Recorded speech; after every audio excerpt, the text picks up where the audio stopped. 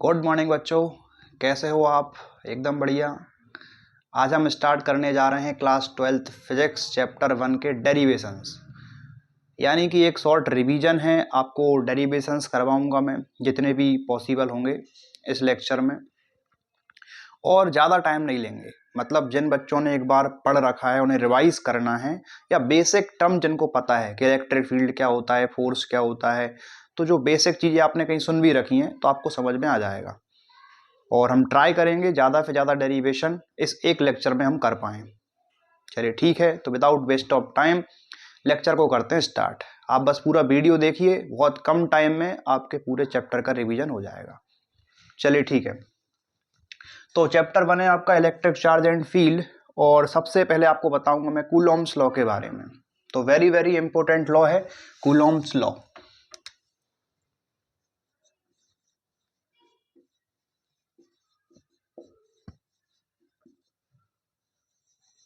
देखिए Coulomb's law में हमें क्या करना है कि हमारे पास 2 पॉइंट चार्ज हैं। एक पॉइंट चार्ज को मान लीजिए Q1, सेकंड को मान लेते हैं Q2, और दोनों के बीच का जो सेपरेशन है उसको हम मान लेते हैं R, यानी कि डिस्टेंस बिटवीन टू चार्ज कितना है? R है। अब कूलॉम्स लॉ आपसे ये बोलता है कि जो फोर्स होगा, फोर्स ऑफ इंट्रैक्शन, या तो फोर्स ऑफ अट्रैक्शन होगा या फिर फोर्स ऑफ रिपल्सन होगा। तो लाइक चार्ज होंगे तो रिपेल करेंगे, अनलाइक चार्ज होंगे तो अट्रैक्ट करेंगे। बट जो भी फोर्स होता है उस फोर्स का मैग्नीट्यूड डायरेक्टली प्रोपोर्शनल होगा प्रोडक्ट ऑफ चार्जेस, मतलब Q1 इंटू Q2 के। और this force is inversely proportional to square of distance between them. दोनों के बीच का जो डिस्टेंस है उसको हमने R माना था, तो उस R के स्क्वायर के इनवर्सली प्रोपोर्शनल होगा। दोनों को कंबाइन किया जाए तो हम इसको ऐसा लिख सकते हैं कि Q1 into Q2 upon R square के प्रोपोर्शनल है। और प्रोपोर्शनलिटी के इस साइन को अगर आप हटा देते हैं तो यहाँ पर अपन एक कांस्टेंट लगा देंगे, उस कांस्टेंट को मैंने बोल दिया K। तो ये हो जाएगा Q1 Q2 upon R square. तो ये जो यहाँ पर K हमने लगाया था, इस K को बोलते हैं इलेक्ट्रोस्टैटिक फोर्स कांस्टेंट या कूलॉम्स कांस्टेंट। अब ये डिपेंड करता है मीडियम पे कि आपने दो चार्ज को किस मीडियम में रखा हुआ है। तो K क्या होता है? इलेक्ट्रोस्टैटिक फोर्स कांस्टेंट या कूलॉम्स कांस्टेंट। अगर मैं इसमें K की बात करूं वैक्यूम के लिए, तो फ्री स्पेस वैक्यूम में ये जो K है इसकी वैल्यू होती है 9 इंटू 10 की पावर 9। क्या वैल्यू होती है? 9 इंटू 10 की पावर 9। अच्छा, यूनिट की भी आपको जरूरत पड़ेगी। इसकी यूनिट कैसे निकालें? किसी भी क्वांटिटी की अगर आपको यूनिट फाइंड करना है तो आपको बस कितना करना है, इसका फॉर्मूला बना लो। तो यहां से अगर मैं चाहूं तो K का फॉर्मूला लिख सकता हूं मैं, R स्क्वायर को इधर भेजिए, ये हो जाएगा FR square upon Q1 Q2। अब यहां पर आप देखो, अगर मुझे K की यूनिट फाइंड करना है तो बताइए फोर्स की यूनिट क्या होती है? न्यूटन। ये R मतलब क्या है? डिस्टेंस। डिस्टेंस की ऐसा यूनिट क्या है? मीटर। स्क्वायर था तो क्या हो गया? Metre square. Q1 Q2 बताइए क्या है? चार्ज। चार्ज की ऐसा यूनिट क्या है? कूलॉम। तो कूलॉम Q1 का, कूलॉम Q2 का, तो कूलॉम इंटू कूलॉम कितना हुआ? Coulomb square. तो ये किसकी यूनिट आई बताइए? तो ये हो गया आपका इलेक्ट्रोस्टैटिक फोर्स कांस्टेंट। K की यूनिट क्या हो गई? न्यूटन मीटर स्क्वायर पर कूलॉम स्क्वायर। लेकिन ये वैल्यू किसके लिए है? वैक्यूम या फ्री स्पेस के लिए। अब यहां पर K का जो फॉर्मूला होता है वो होता है 1/4 पाई epsilon not. 1/4 pi epsilon not कर लेते हैं। एप्सिलॉन कर लो, आप किसी भी मीडियम की परमिटिविटी यहां पे रख सकते हैं। लेकिन अगर हम वैक्यूम की बात कर रहे हैं तो वैक्यूम की परमिटिविटी को मैं क्या बोलता हूं? एप्सिलॉन नॉट बोलता हूं। बाकी जो भी आपका मीडियम है उस मीडियम की यहां पे हम क्या रख देंगे? परमिटिविटी रख देंगे। ठीक है। एक होता है रिलेटिव परमिटिविटी। जैसे आपको लिखना है रिलेटिव परमिटिविटी, तो उसका फॉर्मूला होता है permittivity of medium upon permittivity of vacuum या फ्री स्पेस। इस तरीके से किसी भी मीडियम की अगर आपको लिखना है परमिटिविटी तो वो क्या हो जाएगा? Epsilon naught into epsilon r, यानी कि रिलेटिव परमिटिविटी को मल्टीप्लाई करेंगे आप एब्सोल्यूट परमिटिविटी से तो मीडियम की परमिटिविटी मिल जाती है। कभी आपको जरूरत पड़ जाए इस फॉर्मूले की तो मैंने बता दिया। बाकी कूलॉम्स लॉ आपसे इतना कहेगा कि जो फोर्स है वो प्रोडक्ट ऑफ चार्जेस के डायरेक्टली प्रोपोर्शनल है, inversely proportional to square of distance between them. Combine किया इलेक्ट्रोस्टैटिक फोर्स कांस्टेंट या कूलॉम कांस्टेंट हमने के लगा दिया, तो फोर्स हो गया के Q1 Q2 upon r square. अब के की बात करें तो के डिपेंड करता है मीडियम पर। वैक्यूम के लिए के की वैल्यू होती है 9 × 10⁹ न्यूटन मीटर स्क्वायर पर कूलॉम। और ये जो के है, के होता है 1/4 पाई एप्सिलॉन, मतलब परमिटिविटी। अगर कोई और मीडियम है तो आपको रखना है मीडियम की परमिटिविटी, लेकिन अगर वैक्यूम है तो वैक्यूम की हम रखेंगे परमिटिविटी। और वैक्यूम की परमिटिविटी को हम क्या बोलते हैं? Absolute permittivity. ओके, चलिए यहां तक की कहानी आपको समझ में आई, तो मैंने आपको बता दिया कूलॉम्स लॉ। अब यहां पर एक बात और समझें कि Coulomb's law in vector form अगर आपको लिखना है तो उस केस में क्या करेंगे? थोड़ा सा चेंज करना है, कोई दिक्कत नहीं। तो ये सब कुछ मैं हटा देता हूं, यहां तक ठीक है। ये फोर्स का मैग्नीट्यूड आ गया। अगर आपको वेक्टर फॉर्म में लिखना है तो आपको एक डायरेक्शन की आवश्यकता पड़ेगी। किसकी जरूरत पड़ेगी बच्चे? डायरेक्शन की। तो डायरेक्शन कैसे निकालें? तो थोड़ा बहुत वेक्टर आपको आना चाहिए। ये जो पॉइंट 1 माना है मैंने, इसको पॉइंट 2 माना है। पॉइंट 1 का जो पोजीशन वेक्टर होगा उसको मैं मान रहा हूं r1 वेक्टर। पॉइंट 2 का जो पोजीशन वेक्टर है उसे मैं मान रहा हूं r2 वेक्टर। मान लो कि ये पॉजिटिव चार्ज है और ये भी पॉजिटिव चार्ज। आप कैसे भी ले सकते हैं, बट मैंने अभी कैसा मान लिया? दोनों को पॉजिटिव मान लिया। आप चाहें तो दोनों को नेगेटिव मान सकते हैं, या फिर एक पॉजिटिव दूसरा नेगेटिव आप मान सकते हो। करना क्या है बच्चे कि ये r1 वेक्टर r2 वेक्टर क्या हो जाएंगे? इन दोनों पॉइंट्स के पोजीशन वेक्टर हो जाएंगे। फिर मैं आपसे बोलूंगा कि बताओ, अगर मान लो मुझे 1 से 2 की डायरेक्शन में कोई वेक्टर चाहिए तो वो वेक्टर कौन सा हो जाएगा? अगर मुझे इस डायरेक्शन में वेक्टर चाहिए उसको मैं क्या बोलूंगा? r12 vector. क्या बोलेंगे? r12, मतलब 1 से स्टार्ट करना है, 2 पर एंड करना है। लेकिन कोई भी वेक्टर अगर आपको लिखना है r12 वेक्टर यानी कि डिस्प्लेसमेंट वेक्टर, तो कैसे लिखा जाएगा? आप 1 से स्टार्ट करोगे, 2 पर एंड करोगे, 2 फाइनल हो जाएगा आपके लिए। और एक फॉर्मूला होता है, अगर आपको लिखना है डिस्प्लेसमेंट वेक्टर तो फाइनल माइनस इनिशियल। इसका मतलब क्या है कि फाइनल वाले पॉइंट के पोजीशन वेक्टर में से माइनस करना है इनिशियल पॉइंट का पोजीशन वेक्टर। तो फाइनल कौन सा है मेरे लिए? जब 1 से 2 में जाएंगे 2 फाइनल होगा, तो हम क्या करेंगे? r2 vector minus r1 vector. तो फाइनल वाले पॉइंट का पोजीशन वेक्टर माइनस इनिशियल वाले पॉइंट का पोजीशन वेक्टर, तो मुझे एक r12 वेक्टर मिलेगा। क्यों लिखा है मैं समझाऊंगा। अगर आपको जरूरत पड़ जाए 2 1 की तो इस तरफ भी आप एक वेक्टर निकाल सकते हैं इस डायरेक्शन में। इसको क्या बोलेंगे? r21 vector. मतलब 2 से स्टार्ट करना है, 1 पर एंड करना है। जब 2 से स्टार्ट करेंगे, 1 पर एंड करेंगे तो 1 फाइनल हो जाएगा। तो ये कैसे लिखा जाएगा? r1 vector minus r2 vector, final minus initial.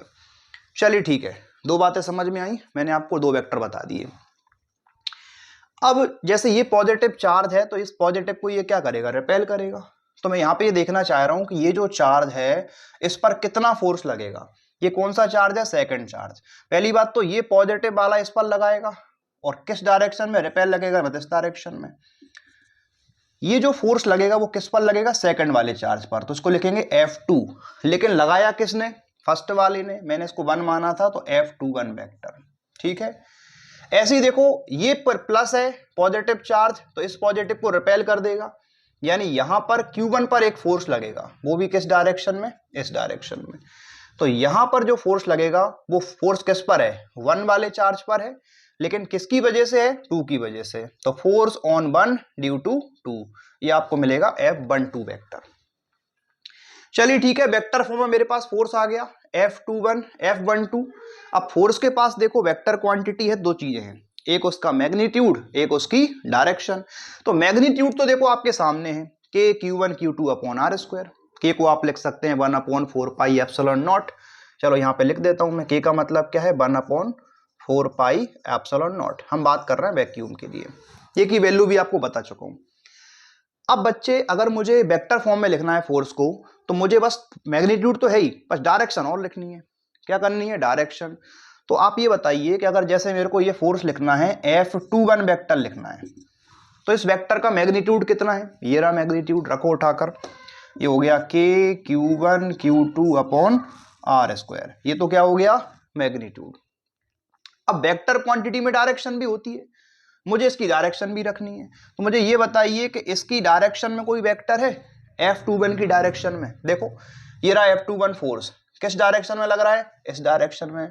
क्या कोई वेक्टर है आपके पास? बिल्कुल है। ये देखो ये वाला वेक्टर जा रहा है इसकी डायरेक्शन में।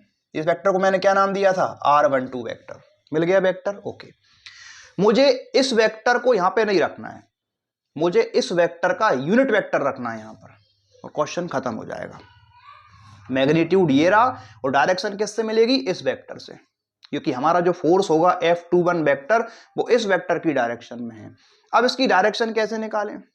देखो, तो आपको पता है कोई भी वेक्टर, मान लो A वेक्टर है और आपको इसका मैग्नीट्यूड, हमें इसकी डायरेक्शन फाइंड करना है, तो मतलब यूनिट वेक्टर फाइंड करना है, तो उसका फॉर्मूला होता है कि वेक्टर को डिवाइड करें उसी के मैग्नीट्यूड से, तो आपको क्या मिल जाएगी?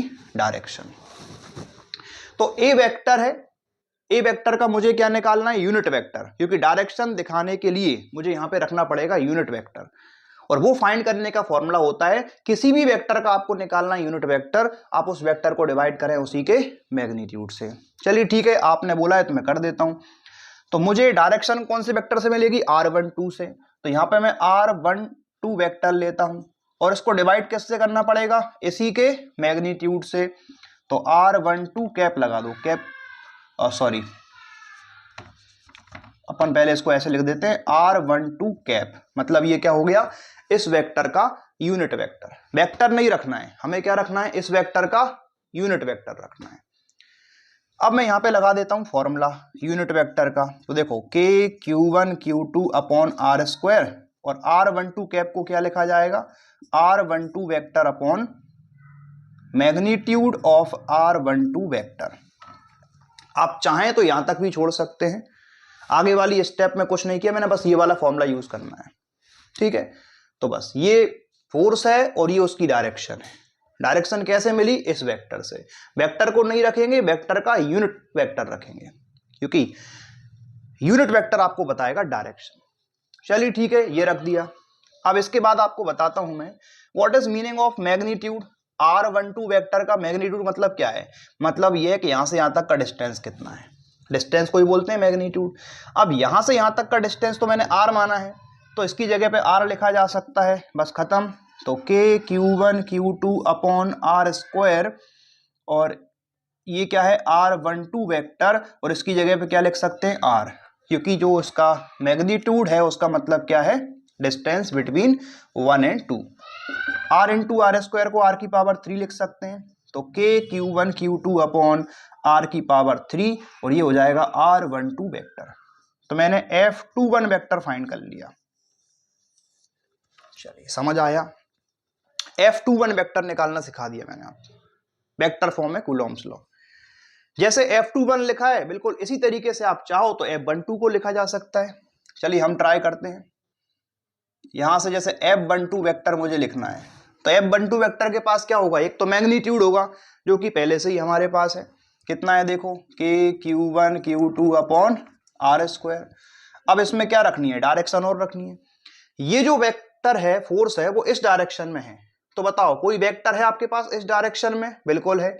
ये देखो ये वाला वेक्टर, ये क्या है? r21 vector. तो r21 वेक्टर इस डायरेक्शन में है, तो यहां पर हम एक काम करते हैं, r21 वेक्टर का रख देते हैं यूनिट वेक्टर, क्योंकि r21 वेक्टर इसी डायरेक्शन में था, तो हमने इसका क्या रख दिया? Unit vector. तो ये हो गया मैग्नीट्यूड और ये हो गया डायरेक्शन। अब इसका फॉर्मूला लगा दो, आपको मालूम है what is formula for unit vector.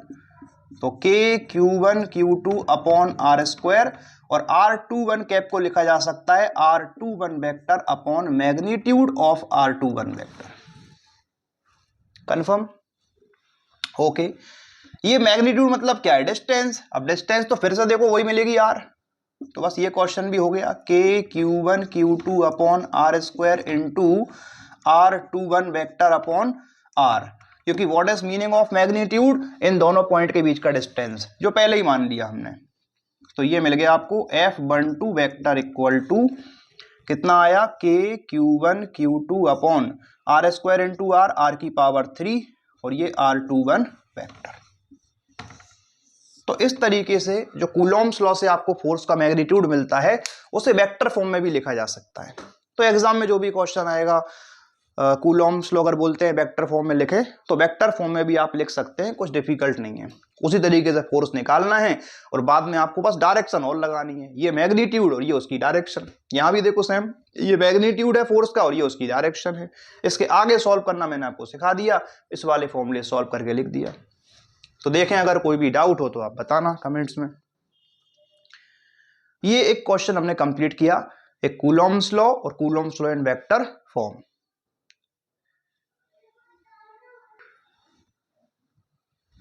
अब देखिए एक और क्वेश्चन करते हैं इलेक्ट्रिक डाइपोल के लिए। तो इलेक्ट्रिक डाइपोल आप समझते होंगे, थोड़ा सा बता देता हूं मैं कि आपके पास होना चाहिए टू इक्वल अपोजिट चार्जेस। जैसे मान लो हमारे पास दो चार्ज हैं, एक चार्ज मान लो माइनस क्यू, एक चार्ज मान लिया प्लस क्यू। दोनों के बीच का जो डिस्टेंस है वो स्मॉल होना चाहिए। Two equal opposite charge separated by small distance. बीच का डिस्टेंस अपन मान लेते हैं कितना है, 2l।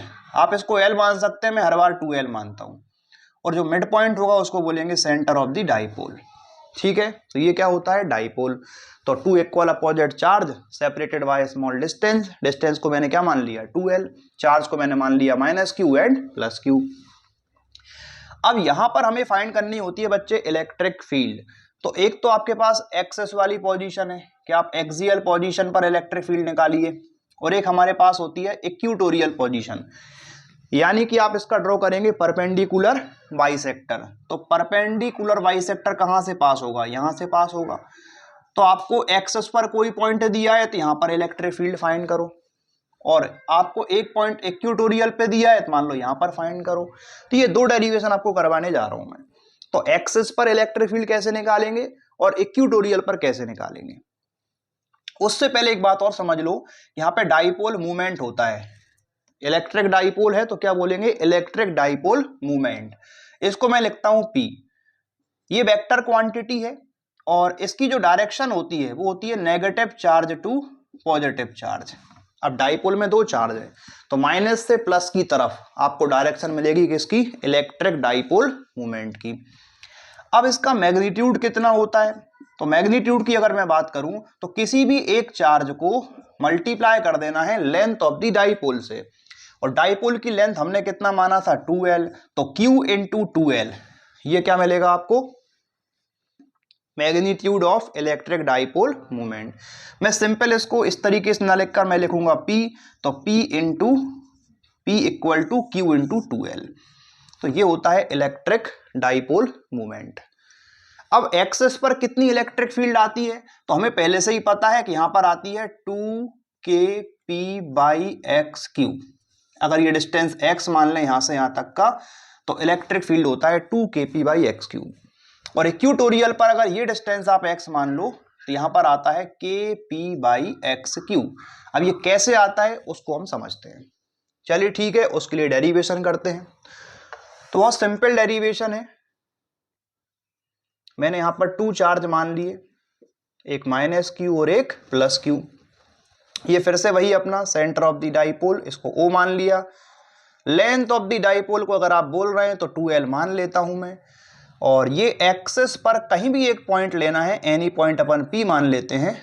और ये सेंटर ऑफ द डाइपोल से कितनी दूरी पर है, मतलब कितनी डिस्टेंस पर है, उसे हमने मान लिया x। ओके, एक बात बताओ, ये यहां से यहां तक का डिस्टेंस कितना है, l। यहां से यहां तक का ये भी कितना होगा, l, क्योंकि 2l का हाफ कर दोगे तो l में डिवाइड हो जाएगा।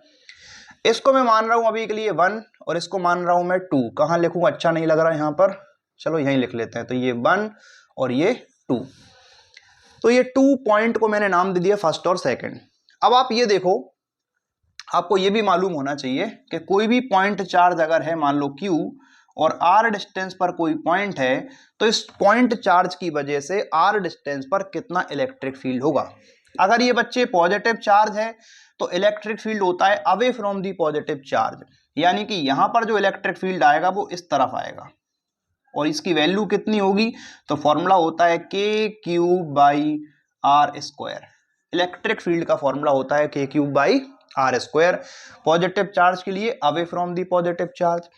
और अगर मान लीजिए कि हमारे पास ये जो चार्ज है वो कैसा है, नेगेटिव है, मान लो -q चार्ज है, और आप यहां पर आपको इलेक्ट्रिक फील्ड निकालनी है r डिस्टेंस पर, तो नेगेटिव चार्ज की जो इलेक्ट्रिक फील्ड होती है वो होती है बच्चे टूवर्ड द नेगेटिव चार्ज।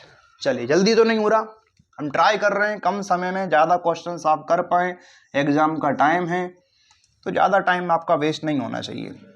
तो इस तरफ आपको मिलेगी इलेक्ट्रिक फील्ड और इसका फॉर्मूला वही होगा K∿R²। बट फर्क क्या है कि पॉजिटिव चार्ज के लिए away from the positive charge और नेगेटिव चार्ज के लिए टुवर्ड दी नेगेटिव चार्ज। वही कहानी यहाँ रिपीट कर लेते हैं कि देखो ये जो 1 वाला चार्ज है वो नेगेटिव है, तो इलेक्ट्रिक फील्ड P पर जो आएगी 1 वाले की वजह से वो किस तरफ आएगी, टुवर्ड दी नेगेटिव चार्ज। यानी यहाँ पर जो इलेक्ट्रिक फील्ड आपको मिलेगी उसको मान रहा हूँ 1, तो क्या बोल दूं मैं, E1 बोल देता हूं। तो E1 किस तरफ आएगा, टुवर्ड दी नेगेटिव चार्ज। अब ये जो सेकंड वाला चार्ज मैंने पॉजिटिव माना है, तो पॉजिटिव की वजह से यहां पर जो इलेक्ट्रिक फील्ड होगा वो होगा away from the positive charge, इसको क्या नाम देंगे, E2। एक बात और ध्यान रखें कि जो इलेक्ट्रिक फील्ड होता है वो डिस्टेंस के स्क्वायर के इनवर्सली प्रोपोर्शनल है। मतलब कि अगर ये पॉइंट जो है पास में रहेगा, R की वैल्यू कम होगी तो इलेक्ट्रिक फील्ड ज़्यादा होगी, और R अगर ज़्यादा हो गया तो इलेक्ट्रिक फील्ड कम हो जाएगी। तो इन दोनों में बड़ा कौन है, देखो ये सेकंड वाला पॉइंट, इस सेकंड वाला जो चार्ज है वो पॉइंट के क्लोज है, तो इसकी वजह से इलेक्ट्रिक फील्ड ज़्यादा आएगी। तो मुझे पता है कि यहाँ पर E2 ग्रेटर होगा किससे, E1 से, क्योंकि E1 यानी कि फर्स्ट वाला चार्ज पॉइंट से बहुत दूर है तो ये कम इलेक्ट्रिक फील्ड बनाएगा। तो हमारे पास E2 क्या हो जाएगा, ग्रेटर। चलिए ठीक है, आगे बढ़ते हैं। अब दोनों अपोजिट हैं और आपको निकालनी है नेट इलेक्ट्रिक फील्ड। क्या निकालना है बच्चे, नेट इलेक्ट्रिक फील्ड। तो नेट इलेक्ट्रिक फील्ड फाइंड करने के लिए आपको बड़े में छोटा माइनस करना है, क्योंकि जब सेम डायरेक्शन में होते हैं तो ऐड करते हैं, अपोजिट में होंगे तो माइनस करेंगे, और बड़े में से छोटा माइनस करेंगे। तो बड़ा कौन है आप बताओ, E2 बड़ा है। क्यों बड़ा है, क्योंकि ये वाला चार्ज पास में है, इसकी वजह से इलेक्ट्रिक फील्ड ज्यादा आएगी। तो E2 माइनस E1। इसके आगे कहानी आप समझते हैं। फॉर्मूला क्या होता है, Q चार्ज की वजह से इलेक्ट्रिक फील्ड KQ/R², यही फॉर्मूला है ना बच्चे, KQ/R²। यहाँ पे रखो K, कौन से चार्ज ने बनाई थी Q2 को, E2 बनाया था इस वाले ने, तो ये रखो KQ और अपॉन में डिस्टेंस का स्क्वायर। अब डिस्टेंस कौन सा, इस पॉइंट का और इस चार्ज का, ये कितना डिस्टेंस है। देखो ये डिस्टेंस x है, यहां से यहां तक का, x में से l को हटा दो मतलब माइनस कर दो। जब इस x में से l को माइनस कर देंगे तो ये बचेगा, तो ये कितना हो जाएगा, x माइनस l का स्क्वायर। ठीक है, ऐसे ही अगर E1 निकालना है तो फिर लगाएंगे फॉर्मूला KQ अपॉन डिस्टेंस का स्क्वायर। कौन सा डिस्टेंस, E1 किसने बनाया था, इस वाले चार्ज ने बनाया। तो यहां से यहां तक का डिस्टेंस कितना है, सॉरी यहां से यहां तक का डिस्टेंस चाहिए अपन को। तो देखो ये डिस्टेंस यहां तक का x है, और x में अगर हम l को प्लस कर दें तो पूरा डिस्टेंस मिल जाएगा। तो यहाँ पे क्या लिखेंगे, x प्लस l का स्क्वायर लिखेंगे। क्या लिखेंगे बच्चे, x प्लस l का स्क्वायर। आगे कुछ नहीं है, देखो दोनों में k³ कॉमन आ जाएगा, तो यहाँ क्या बचेगा, 1 अपॉन x माइनस l का स्क्वायर, और यहाँ से भी k³ कॉमन चला गया, तो ये कितना बचा, 1 अपॉन x प्लस l का स्क्वायर। अब एक काम करो, k³ अच्छा लग रहा है, यहां पर ले लो LCM, मतलब दोनों को मल्टीप्लाई करके लिख लो। तो मल्टीप्लाई करके लिखेंगे तो x माइनस l का square into x plus l का स्क्वायर, दोनों को मल्टीप्लाई करके लिख दिया। मल्टीप्लाई करेंगे तो क्रॉस मल्टीप्लाई करना पड़ेगा, तो x प्लस l का स्क्वायर इधर कर लो, तो x प्लस l का square minus x minus l का स्क्वायर कर लेते हैं। ठीक है, इसका मल्टीप्लाई इधर कर दिया, इसका इधर कर दिया। यहां पर a प्लस बी के होल स्क्वायर को ओपन कर लेंगे ऊपर। चलिए करें क्या बताइए, करें आगे या आप खुद कर लोगे, चलिए कर देते हैं, जिसको आ रहा है खुद से ट्राई करते रहना। तो a प्लस बी का होल स्क्वायर, ये तो सब समझ में आ गया, इसको रफ करता हूं मैं, इसकी तो अब कोई आवश्यकता नहीं है आपको, ये कुछ बेसिक्स था, जिन बच्चों ने पहले नहीं पढ़ा उनको समझा दिया। तो देखो यहां पर a प्लस बी का होल स्क्वायर लगाएंगे तो a square plus b square plus 2ab, minus है माइनस लिखो। अब यहां पर a माइनस बी का होल स्क्वायर लगाएंगे, लेकिन ब्रैकेट के अंदर लगाना, तो आप इसको लिखोगे a square plus b square minus 2ab, upon में दोनों पर स्क्वायर है, इनटू में है तो स्क्वायर को बाहर कर दो, तो अंदर कितना बचेगा, x minus L into x plus L, और दोनों का स्क्वायर हो गया बाहर। अब ऊपर हम एक काम करते हैं, ये ब्रैकेट ओपन कर लेते हैं। तो ये तो अच्छा लग रहा है, x square plus L square plus 2xl। Bracket open करने में देखो ये साइन चेंज होंगे, तो माइनस का एक्स स्क्वायर होगा, माइनस का एल स्क्वायर, और ये प्लस का 2xl अपॉन यहां पर a minus b a plus b का फॉर्मूला लगा दो, तो x square minus l square, और इसका होल स्क्वायर चल रहा है, चलने दो। क्या एक्स स्क्वायर कट जाएगा, एल स्क्वायर भी कट जाएगा, और 2xl प्लस 2xl हो जाएगा 4xl। ये हो गया k क्यूब इंटू 4xl। इसको ऐसे ही चलने दो, x square minus l square का होल स्क्वायर। मुझे आंसर लिखना है डायपोल मूवमेंट की फॉर्म में, और आप सब बच्चों को मालूम है कि डायपोल मूवमेंट होता है q इंटू 2l। तो हमें यहाँ पे q इंटू 2l बनाना है। देखो q भी है, l भी है, 2 कहाँ से मिलेगा, 4 को लिख सकते हैं 2 इंटू 2। ओके, तो देखो यहाँ पर k क्यूब 4 को लिख सकते हैं 2 इंटू 2, तो मैंने यहाँ पर एक 2 ले लिया और l को भी ले लिया, तो ये बन गया 2l। अब एक 2 बचेगा, तो वो 2 यहाँ पे रख लो, और x तो अपने पास है ही, बस कुछ नहीं है। देखो q पहले से ही था, l पहले से ही था, 4 को लिखा मैंने 2 इंटू 2, एक 2 यहाँ रख लिया, दूसरा 2 यहाँ रख लिया, कोई फर्क नहीं पड़ेगा, x पहले से ही है। और ये चल रहा है, चलने दो, x square minus l square का होल स्क्वायर। अब यहाँ पर q इंटू 2l को p लिख सकते हैं, p मतलब डाइपोल मूवमेंट, और 2 को आगे लिख दो, थोड़ा अच्छा लगेगा। ये आगे लिखेंगे क्या बन जाएगा 2k, और इसको लिखेंगे p, और x तो पहले से दिख रहा है, तो 2kpx upon x square minus l square का होल स्क्वायर। तो ये तो आ गया आपके पास नेट इलेक्ट्रिक फील्ड आ गई। लेकिन एक बात समझना कि ये जो डिस्टेंस आपने लिया था x, वो बहुत ज़्यादा बड़ा होता है किससे, as compare to length of the dipole से, क्योंकि लेंथ ऑफ द डाइपोल छोटा होता है। तो यहाँ पे एक बात लिखेंगे हम कि x is much greater than l। अब x चूंकि बहुत बड़ा है l से, तो एल स्क्वायर को आप नेग्लेक्ट कर सकते हैं, तो क्या बचेगा एक्स स्क्वायर, और एल स्क्वायर को 0 मान लो आप, मतलब उसकी कोई वैल्यू नहीं है यहाँ पे, इसको अपन इग्नोर कर देंगे, तो क्या बचेगा सिर्फ एक्स स्क्वायर। अब एक्स स्क्वायर की पावर 2 करोगे, पावर मल्टीप्लाई होंगी, तो एक्स की पावर 4 हो जाएगा। तो ये कितना हो जाएगा देखो, तो electric field equal to 2kpx upon x की पावर 4। अब x से काटेंगे, एक पावर कम हो जाएगी, तो इलेक्ट्रिक फील्ड आपको मिल जाएगा 2kp बाई एक्स क्यूब। तो ये तो आ गया इलेक्ट्रिक फील्ड का मैग्नीट्यूड। वेक्टर फॉर्म में लिखना हो तो आप ये देखो कि इलेक्ट्रिक फील्ड आपको मिलेगा E2 बड़ा है, तो जो नेट इलेक्ट्रिक फील्ड मिलेगा वो इस डायरेक्शन में मिलेगा, नेट इलेक्ट्रिक फील्ड आएगा इस डायरेक्शन में। और ये जो डाइपोल मूवमेंट होता है माइनस से प्लस की तरफ, तो P वेक्टर भी इसी डायरेक्शन में है, वो दोनों सेम डायरेक्शन में है। देखो E वेक्टर और P वेक्टर, तो वेक्टर फॉर्म में लिख सकते हैं अपन इसको कि E vector equal to 2kP vector upon x cube. इस तरीके से हम इसको लिख सकते हैं इलेक्ट्रिक फील्ड वेक्टर फॉर्म में। अगर ये अपोजिट होते तो यहाँ बस माइनस लगा लेते, लेकिन ये सेम डायरेक्शन में होते हैं एक्सेस पर, तो आपको लिखना है E vector equal to 2kP vector upon x cube. चलिए देख लें, ये वाला डेरिवेशन हुआ कंप्लीट। तो मैंने एक्सियल पोजीशन पर या एंड ऑन पोजीशन पर इलेक्ट्रिक फील्ड फाइंड किया, और वो कितना आएगा 2kP by x cube. Clear है। अब एक हम करने वाले हैं इक्यूटोरियल पे, और वहां पर आंसर पहले से ही मालूम है कितना आएगा, तो 2 हट जाएगा, कितना आंसर आएगा kP by x cube answer आएगा उसका। चलिए ठीक है, इसको देख लें, फिर एक और डेरिवेशन करते हैं।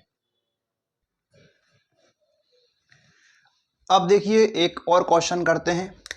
अभी हमने समझा था डाइपोल की एक्सिस पर इलेक्ट्रिक फील्ड फाइंड की। अब देखो फिर से वही डाइपोल है, minus Q charge plus Q charge, और यहाँ पर ये है परपेंडिकुलर बाइसेक्टर, यानी कि ये क्या हो जाएगा सेंटर ऑफ द डाइपोल। तो ये जो लाइन होगी परपेंडिकुलर बाइसेक्टर, इसको हम बोलते हैं इक्यूटोरियल पोजीशन। अब इस इक्यूटोरियल पोजीशन पर कहीं भी एक पॉइंट आपने लिया, जैसे मान लो ये पॉइंट है, इस पॉइंट को P मान लेते हैं, तो आपको बताना है कि यहाँ पर कितना इलेक्ट्रिक फील्ड होगा ड्यू टू दिस डाइपोल। इसकी लेंथ कितना होती है बताओ बच्चों, 2l, और यहां से यहां तक का कितना हो जाएगा, इसका हाफ यानी कि l, और ये भी कितना हो जाएगा बच्चे, l।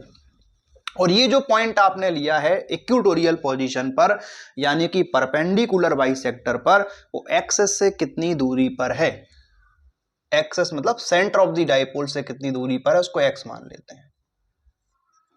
अब आपको यहां पर फाइंड करना है, तो एक काम करता हूं, सबसे पहला काम यह है कि मैं इसको 1 मानता हूं, इसको मैं 2 मानता हूं, कोई आपत्ति किसी को नहीं, ठीक है। मैं इन दोनों को ज्वाइन कर देता हूं, इस चार्ज वाले पॉइंट को, और जहां पर आपको इलेक्ट्रिक फील्ड फाइंड करनी है उस पॉइंट को मैं इधर वाले को भी ज्वाइन कर लेता हूं। अब चूंकि इक्वेटोरियल पर है ये पॉइंट यानी परपेंडिकुलर बाइसेक्टर पे है, तो इस पॉइंट से इन दोनों चार्ज का डिस्टेंस इक्वल होगा। अगर मैं इसको r मानूंगा तो बच्चे ये भी कितना हो जाएगा, r हो जाएगा, दोनों डिस्टेंस सेम डिस्टेंस पर रहेंगे।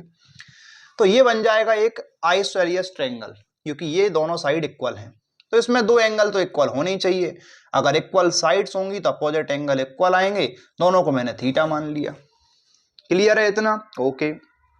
एक बात बताओ, ये फर्स्ट वाला चार्ज नेगेटिव है, और नेगेटिव चार्ज की वजह से यहां पर जो इलेक्ट्रिक फील्ड होगा वो किस डायरेक्शन में होगा, टुवर्ड्स दी नेगेटिव चार्ज। और ये फर्स्ट वाला चार्ज है, इसके इलेक्ट्रिक फील्ड को मैं क्या बोल देता हूं, E1, तो मैंने इसको E1 मान लिया। ओके। सेकंड वाला चार्ज पॉजिटिव है, तो ड्यू टू पॉजिटिव चार्ज जो इलेक्ट्रिक फील्ड बनेगा वो बनेगा away from the positive charge, यानी कि इस तरफ बनेगा, और इसको मैं क्या मान लेता हूं बताइए, E2 मान लेता हूं। तो E1 यानी कि नेगेटिव चार्ज की वजह से टुवर्ड दी नेगेटिव चार्ज, और E2 पॉजिटिव चार्ज की वजह से electric field away from the positive charge. अगर मैं E1 की वैल्यू फाइंड करना चाहूं तो आपके पास फॉर्मूला है, Q चार्ज की वजह से R डिस्टेंस पर कितना इलेक्ट्रिक फील्ड होता है, KQ/R²। तो चार्ज Q है, डिस्टेंस R है, तो कितनी इलेक्ट्रिक फील्ड होगी बच्चे, KQ/R²। अगर मैं E2 फाइंड करना चाहूं तो इस वाले चार्ज की वजह से, तो ये चार्ज Q है, डिस्टेंस R है, तो कितना इलेक्ट्रिक फील्ड होगा, KQ/R²। क्या दोनों का सेम आ रहा है, बिल्कुल सेम आ रहा है। तो आप इसको ऐसे लिख सकते हैं कि E1 = E2, दोनों सेम आ रहे हैं, और मतलब दोनों का मैग्नीट्यूड सेम है, तो दोनों को मैंने E मान लिया, और इसकी वैल्यू कितनी हो जाएगी, KQ/R²। तो E1 E2 दोनों इक्वल है, दोनों को E माना है, तो यहां पर E1 = मैं लिख सकता हूं E, और E2 को भी हमने कितना माना है, E माना है। ओके। अब ये जो पॉइंट आप देख रहे हैं, यहां पर मुझे एक लाइन ड्रॉ करनी है जो डाइपोल की एक्सिस के पैरेलल हो। तो कोई बात नहीं, आपकी इच्छा, आप चाहो तो ड्रॉ कर सकते हो। तो ये लाइन हमने ड्रॉ की जो किसके पैरेलल है, एक्सिस के पैरेलल है। तो मुझे ये बताइए, क्या ये 2 लाइन पैरेलल हैं, ये ट्रांसवर्सल है, तो अल्टरनेट एंगल इक्वल होंगे, तो ये थीटा है, तो क्या ये भी थीटा होगा। 2 लाइन पैरेलल है, ये ट्रांसवर्सल है, तो करस्पॉन्डिंग एंगल इक्वल होते हैं। तो बच्चे अगर ये एंगल थीटा है तो ये एंगल भी थीटा होगा, कोई बड़ी बात नहीं है, 7th क्लास का मैथ है। 6th क्लास में भी आता है, तो 6th क्लास का मैथ है। Alternate angles are equal, corresponding angles are equal. किसी इलेक्ट्रिक फील्ड के कंपोनेंट निकालना आपको आता ही है कि ई का कंपोनेंट थीटा वाली साइड में कितना हो जाएगा, ये हो जाएगा E cos थीटा, और इसका परपेंडिकुलर में कौन सा हो जाएगा, ये हो जाएगा आपका E sin थीटा। इस वाले का कंपोनेंट निकालेंगे थीटा वाली साइड, तो ये थीटा वाली साइड कितना होता है, E cos थीटा, और परपेंडिकुलर में निकालोगे परपेंडिकुलर कंपोनेंट,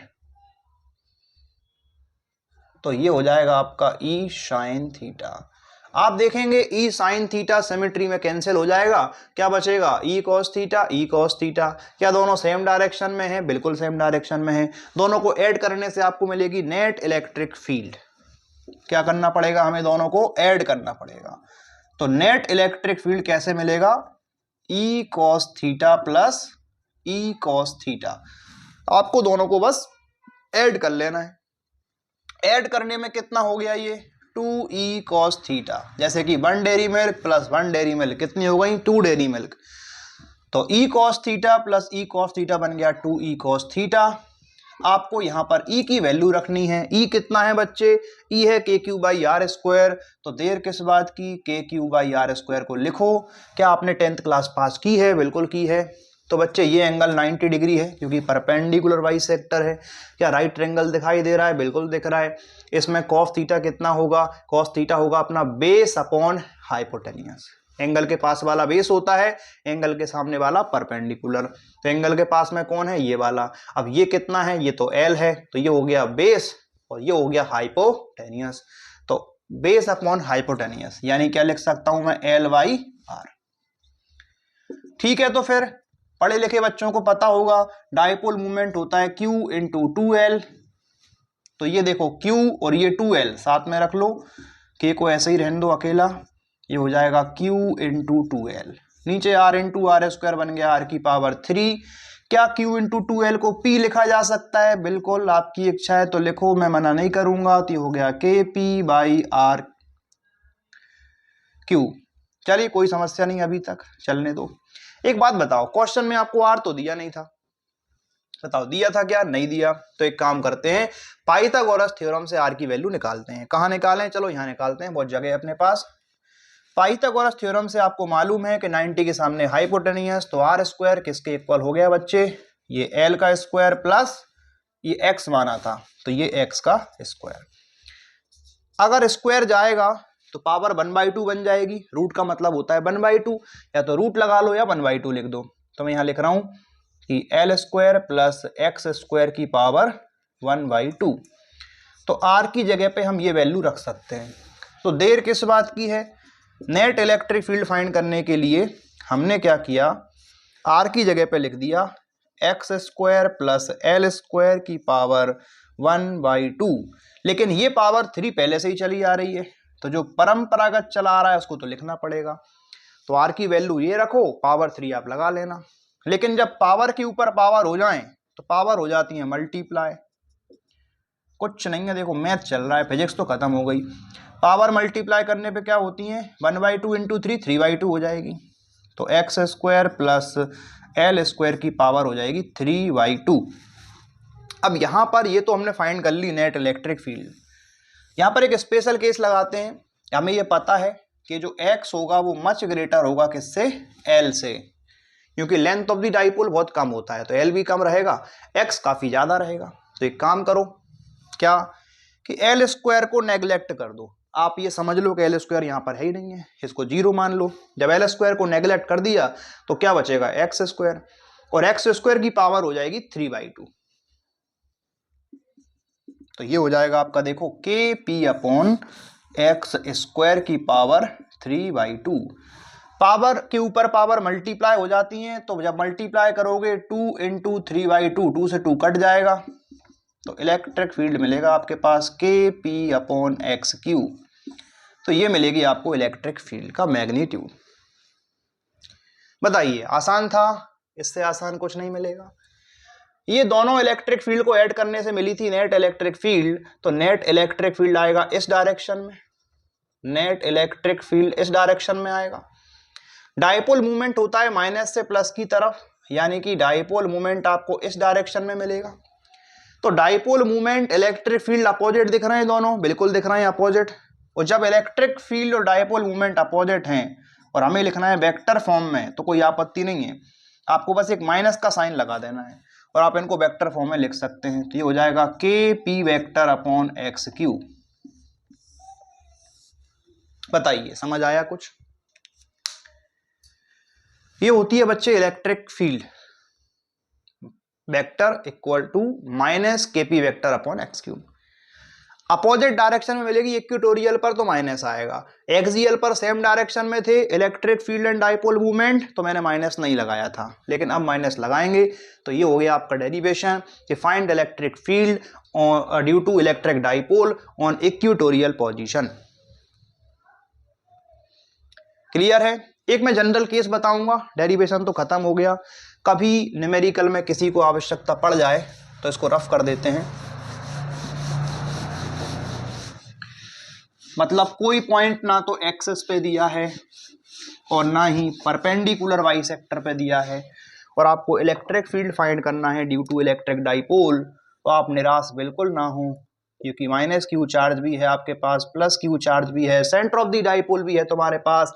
तो किस बात का डर है आपको? ये मान लो कोई पॉइंट P है, अब ये पॉइंट ना तो एक्सिस पर है ना इक्वेटोरियल पोजीशन पे है, तो क्या करेंगे आप ये समझ लो कि ये एक्सिस से थीटा एंगल पर है और सेंटर ऑफ द डाइपोल से r डिस्टेंस पर है।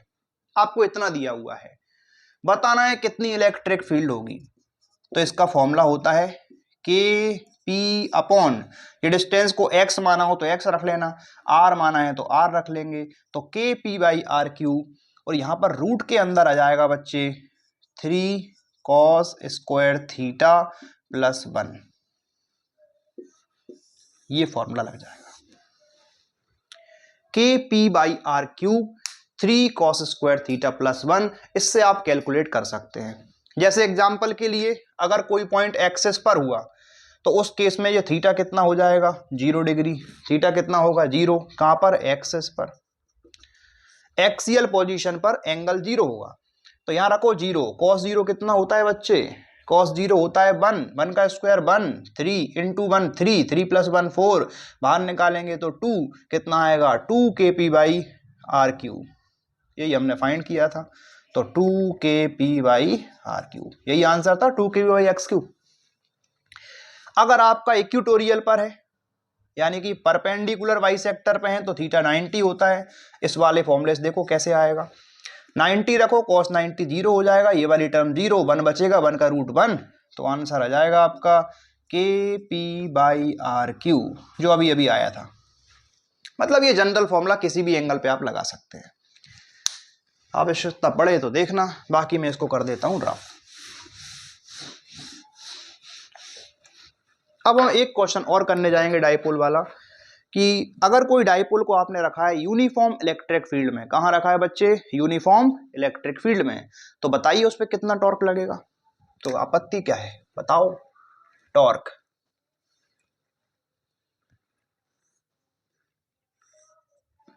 ये मान लो हमारे पास एक यूनिफॉर्म इलेक्ट्रिक फील्ड है, इसकी इंटेंसिटी E मान लेते हैं, इसमें रखा हुआ है एक डाइपोल, इस पर ये माइनस क्यू चार्ज है और ये बच्चे कितना है प्लस क्यू चार्ज है, ठीक है ओके। ये क्या है सेंटर ऑफ दी डाइपोल। तो डाइपोल मूवमेंट इस तरफ आता है, मतलब P वेक्टर, इलेक्ट्रिक फील्ड इधर आएगा जो कि आपको पहले से ही दे रखा है, और दोनों के बीच का एंगल थीटा मान लेते हैं। थीटा किसके बीच का एंगल है, इलेक्ट्रिक फील्ड वेक्टर और डाइपोल मूवमेंट वेक्टर, दोनों के बीच में थीटा एंगल बन रहा है। चलिए बनने दो, मुझे फाइंड करना है टॉर्क। उससे पहले एक काम करते हैं, आपको ये पता होना चाहिए कि अगर कोई पॉजिटिव चार्ज को इलेक्ट्रिक फील्ड में रखोगे तो फोर्स तो लगेगा, लेकिन किसकी डायरेक्शन में, इलेक्ट्रिक फील्ड की डायरेक्शन में। तो इस पर जो फोर्स लगेगा वो इस डायरेक्शन में लगेगा, in the direction of electric field. अब फोर्स की वैल्यू कितनी होगी, तो Q इंटू ई के इक्वल फोर्स लगता है। चार्ज Q है, इलेक्ट्रिक फील्ड E है, तो फोर्स कितना होता है QE। जिन बच्चों ने कभी न कभी फिजिक्स पढ़ी है उन्हें ये फॉर्मूले पता होंगे। और नेगेटिव चार्ज अगर रखोगे इलेक्ट्रिक फील्ड में तो फोर्स लगता है अपोजिट डायरेक्शन में। तो इलेक्ट्रिक फील्ड इस तरफ है तो फोर्स इस तरफ लग जाएगा, और ये जो फोर्स लगेगा इस फोर्स की वैल्यू कितनी होगी QE। तो यहां पे लग जाएंगे बच्चे इक्वल अपोजिट फोर्सेस। ये जो इक्वल अपोजिट फोर्स हैं दोनों का लाइन ऑफ एक्शन सेम तो नहीं है, अगर लाइन ऑफ एक्शन सेम नहीं है तो ये टॉर्क प्रोड्यूस कर देंगे। क्या प्रोड्यूस करेंगे, टॉर्क। और ये कपल वाला केस है, कौन सा केस है, कपल का, क्योंकि दो equal opposite forces not having same line of action, तो ये क्या हो गया कपल।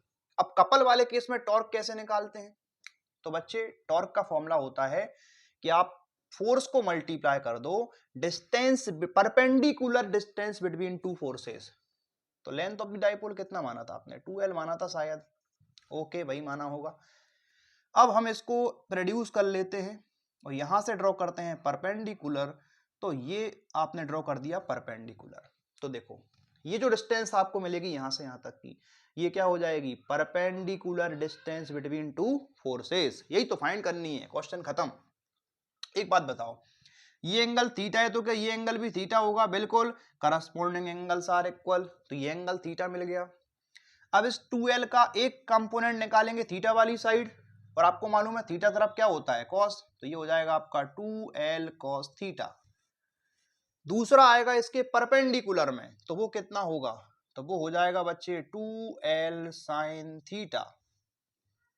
2l का एक कंपोनेंट एंगल वाली तरफ 2l cos थीटा, दूसरा इसके परपेंडिकुलर में 2l sin थीटा। बढ़े आगे, चलिए ठीक है, बढ़ो आगे। 2l sin थीटा, ये हो गया distance between two equal opposite forces. अब आप निकालिए टॉर्क।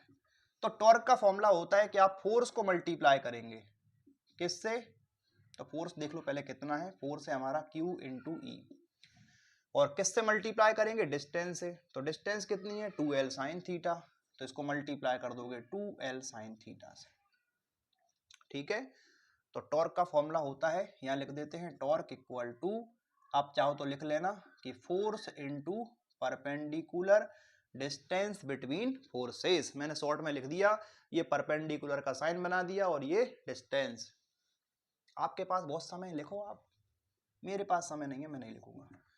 चलिए ठीक है, तो एक काम करते हैं, आपको आंसर लिखना है डायपोल मोमेंट की फॉर्म में, और जो पढ़े लिखे बच्चे बैठे हैं उन्हें पता है कि डायपोल मोमेंट होता है P और इसका फॉर्मूला होता है Q इंटू 2l। कितना फॉर्मूला होता है, Q इंटू 2l। दिख रहा है कहीं Q इंटू 2l, ये रहा Q, ये रहा 2l, इनको रख लो साथ में, तो Q इंटू 2l, तो बाकी बचेगा क्या, E sin theta. Q into 2l को बच्चे क्या लिख सकते हैं, P लिख सकते हैं, डायपोल मोमेंट, तो ये हो गया P E sin थीटा। ये आ गया टॉर्क। इसको वेक्टर फॉर्म में लिखा जा सकता है, जिस बच्चों ने वेक्टर पढ़ रखा है उन्हें पता है कि ए बी साइन थीटा होता है A क्रॉस B, या B क्रॉस A भी हो सकता है, लेकिन अभी दोनों में से एक सही है। कौन सा सही है बताइए, इसको PE साइन थीटा को या तो P क्रॉस E लिखोगे या E क्रॉस P लिखोगे। तो टॉर्क वेक्टर इक्वल टू, हम इसको लिखेंगे P vector cross E vector. कोई बच्चा E क्रॉस P ना करे, गलत माना जाएगा, क्योंकि डायरेक्शन गलत हो जाएगी। मैग्नीट्यूड सेम रहेगा लेकिन डायरेक्शन गलत हो जाएगी, हमें डायरेक्शन भी सही लिखना है। तो टॉर्क की डायरेक्शन क्या होगी, P क्रॉस E से निकालेंगे आप। ठीक है, जिन बच्चों को वेक्टर पढ़ा है उन्हें पता है इसके बारे में। अब यहाँ पर मैं आपको एक बात बता दूं कि अगर मान लीजिए कि थीटा कितना हो जाए, 0 डिग्री या 180 डिग्री, 0 और 180, तो जब 0 कर दोगे, साइन 0 0 होता है, साइन 180 0 होता है, तो उस केस में जो टॉर्क मिलेगा वो मिलेगा आपको 0, और ये होगा मिनिमम टॉर्क। कैसा टॉर्क होगा, मिनिमम। लेकिन अगर ये एंगल 90 डिग्री हो जाता है, तो इस केस में जो आपको टॉर्क मिलता है वो मैक्सिमम मिलेगा, क्योंकि साइन 91 हो जाएगा और टॉर्क हो जाएगा PE के इक्वल। तो मैक्सिमम टॉर्क कोई आपसे पूछ रहा है तो कितना होता है PE, और कब मिलता है, 90 डिग्री पे मिलता है। 0 पर टॉर्क की वैल्यू 0 होती है, 180 पर भी 0 होती है। यानी कि आप थोड़ा सा याद रखें कि अगर डाइपोल को ऐसे रख दोगे इलेक्ट्रिक फील्ड में, जैसे ये -Q, ये +Q, और ये आपकी इलेक्ट्रिक फील्ड, तो डाइपोल मोमेंट इस तरफ, इलेक्ट्रिक फील्ड भी इसी तरफ, एंगल 0 बनेगा, इसको बोलते हैं स्टेबल इक्विलिब्रियम। ये सब थ्योरी वाले पार्ट हैं, अभी आज बात नहीं करूंगा मैं इनकी। और दूसरा, जब 180 पे रखते हैं तो अनस्टेबल इक्विलिब्रियम, क्योंकि आज इस लेक्चर में मुझे सिर्फ क्या पढ़ाने हैं बच्चे, डेरिवेशन। थ्योरी वाली बातें हम अवॉइड करेंगे आज। तो देख लें, ये वाला क्वेश्चन हुआ कंप्लीट, यानी कि find torque experienced by electric dipole placed in a uniform electric field. तो डेरिवेशन कैसे करना है, टॉर्क आ जाएगा आपका P cross E। This is minimum torque 0, maximum torque PE। Minimum कब मिलेगा, 0 और 180 पर, मैक्सिमम कब मिलेगा, 90 पर। ठीक है, अब देखिए थोड़ा सा आपको बताऊंगा मैं इलेक्ट्रिक फ्लक्स के बारे में कि इलेक्ट्रिक फ्लक्स क्या होता है। बताइए बच्चों, क्या पता है आपको इलेक्ट्रिक फ्लक्स के बारे में।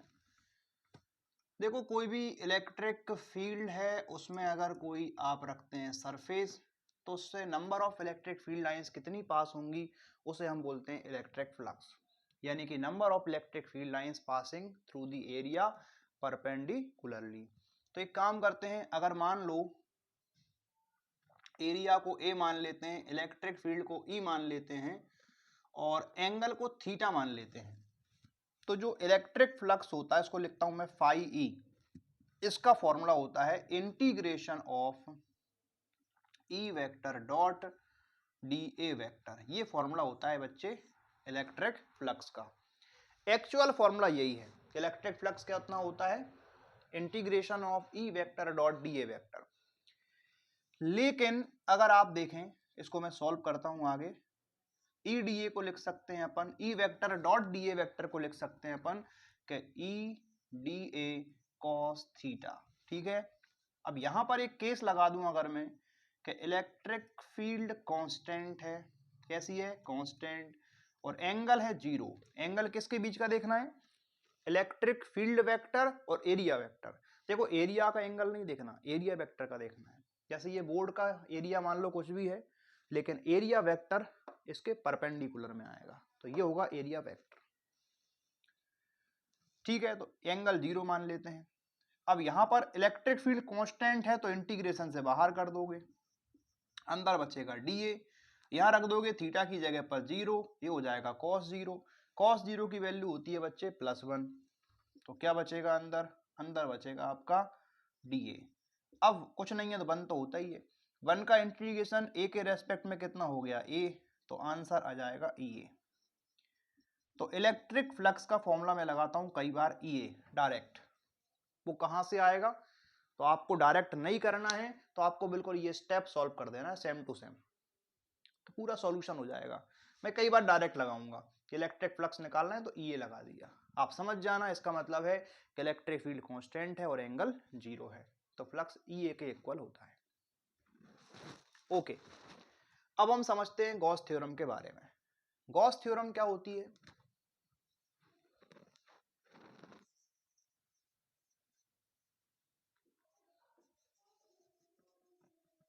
अब देखिए गॉस थ्योरम क्या है। अगर मान लो हमारे पास कोई गॉसियन सरफेस है, और गॉसियन सरफेस हम किस में ले रहे हैं, 3D में, कोई भी 3D में सरफेस है। मान लो कि मेरे पास एक स्फीयर है और इसके अंदर कोई चार्ज रखा हुआ है, मैंने सेंटर पे चार्ज मान लिया Q, प्लस Q मान लेते हैं, कोई भी चार्ज इसके अंदर रखा हुआ है प्लस Q। तो ये जो गॉसियन सरफेस स्फीयर है, जो आपने माना है स्फीयर एक गॉसियन सरफेस, इस पर इलेक्ट्रिक फ्लक्स कितना होगा। तो गॉस थ्योरम के अकॉर्डिंग ये जो इलेक्ट्रिक फ्लक्स होगा कि अंदर कितना चार्ज है, अंदर चार्ज है Q, इसे डिवाइड करो परमिटिविटी ऑफ मीडियम से। अगर ये वैक्यूम में रखे हैं तो डिवाइड करेंगे वैक्यूम की परमिटिविटी से, और अगर आपने इसको किसी और मीडियम में रखा है तो उस मीडियम की परमिटिविटी से डिवाइड कर देंगे। अभी हमने मान लिया वैक्यूम में रखे हुए हैं, तो ये गॉस थ्योरम आपको क्या बताएगी, फ्लक्स देगी कि इलेक्ट्रिक फ्लक्स कितना होता है, Q inside upon epsilon naught. तो ये क्या होती है, गॉस थ्योरम। अब एग्जाम में ये प्रूफ करने को आ जाएगा कि प्रूव करें, state and prove Gauss theorem. तो प्रूफ कैसे करेंगे आप ये समझिए, हमें लाना क्या है, हमें ये लेके आना है, देखो कि electric flux equal to Q upon epsilon naught. तो मैंने मान लिया कि हमारे पास ये गॉसियन सरफेस एक स्फीयर है, इसके सेंटर पे प्लस चार्ज है, प्लस Q चार्ज मान लिया, और यहां से यहां तक का डिस्टेंस में मान लेता हूं R, यानी कि रेडियस ऑफ द स्फीयर हमने कितना मान लिया, R मान लिया है। ओके, यहां पर एक छोटा सा एलिमेंट काट लिया मैंने DA, क्या काट लिया, एरिया। तो एरिया कितना हो गया DA, वेरी वेरी स्मॉल। अब एरिया अगर DA है तो एरिया वेक्टर क्या होगा, तो एरिया वेक्टर इसके परपेंडिकुलर में होगा, तो यहां पर हम ड्रॉ कर देंगे एक परपेंडिकुलर, तो आपको मिल जाएगा एरिया वेक्टर, यानी क्या मिल जाएगा, DA वेक्टर। ये हो गया DA वेक्टर। और आपको ये मालूम है कि इलेक्ट्रिक फील्ड जो होता है पॉजिटिव चार्ज की वजह से away from the positive charge, तो यहां पर इलेक्ट्रिक फील्ड भी कैसा होगा, away from the positive charge, यानी कि परपेंडिकुलर होगा। तो कोई भी लाइन जो स्फीयर के सेंटर से पास होता है वो कैसा होता है, सरफेस पर परपेंडिकुलर। तो एरिया वेक्टर और इलेक्ट्रिक फील्ड वेक्टर दोनों सरफेस के परपेंडिकुलर हैं, मतलब दोनों आपस में कैसे हो गए, पैरेलल। तो एंगल कितना हो गया, 0। अच्छा ठीक है, एक बात और बताएंगे आप, इसको तो हम रफ कर देते हैं।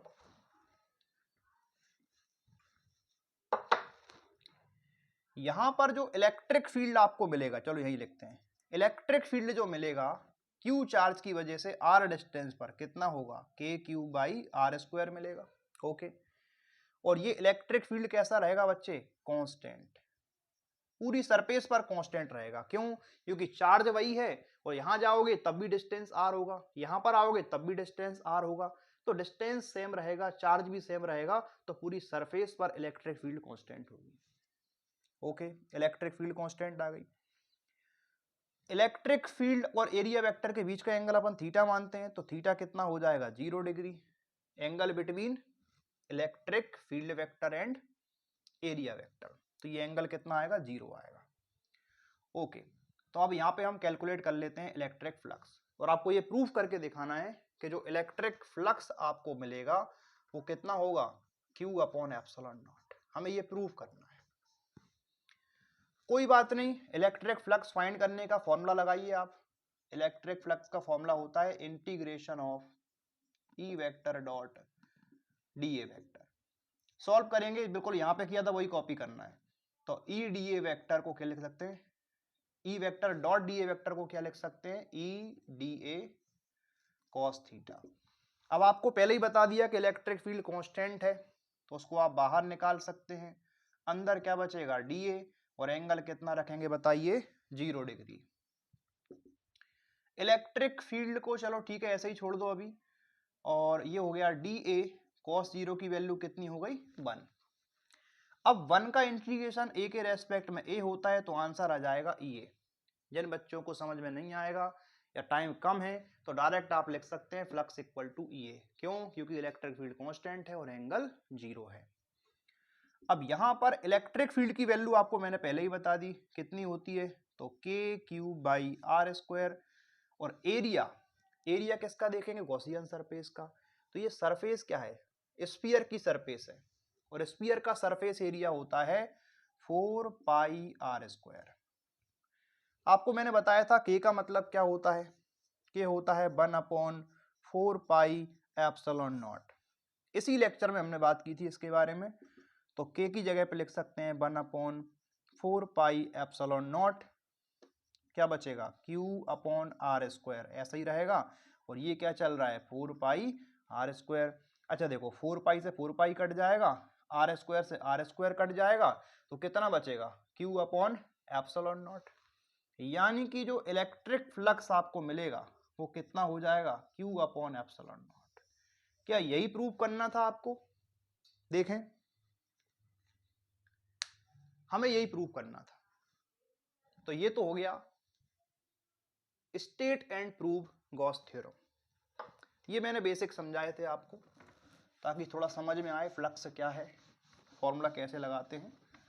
बाकी गॉस थ्योरम को प्रूव करने के लिए हमें बस इतना करना है, एक गॉसियन सरफेस मान लेंगे, स्फेरिकल गॉसियन सरफेस, और charge at the centre of the sphere, electric field constant मिलेगी, एंगल 0 मिलेगा, और इलेक्ट्रिक फ्लक्स का फॉर्मूला लगा देंगे। इसको सॉल्व करेंगे तो आपको इलेक्ट्रिक फ्लक्स मिल जाएगा Q अपॉन एप्सिलॉन नॉट, यानी कि Q inside upon epsilon naught. तो ये हो गया आपका गॉस थ्योरम। अब इसमें एक क्वेश्चन बनता है, गॉस थ्योरम तो ठीक है, एक क्वेश्चन बनता है कि deduction of Coulomb's law from Gauss theorem. अब इस गॉस थ्योरम की हेल्प से हमें कूलोम्स लॉ को डिराइव करना है, जो आपको मैंने पढ़ाया था इस लेक्चर का पहला क्वेश्चन। कूलोम्स लॉ को कैसे डिराइव करें, तो वो भी कोई बड़ी बात नहीं है, इसको रफ करते हैं। Deduction of Coulomb's law from Gauss theorem.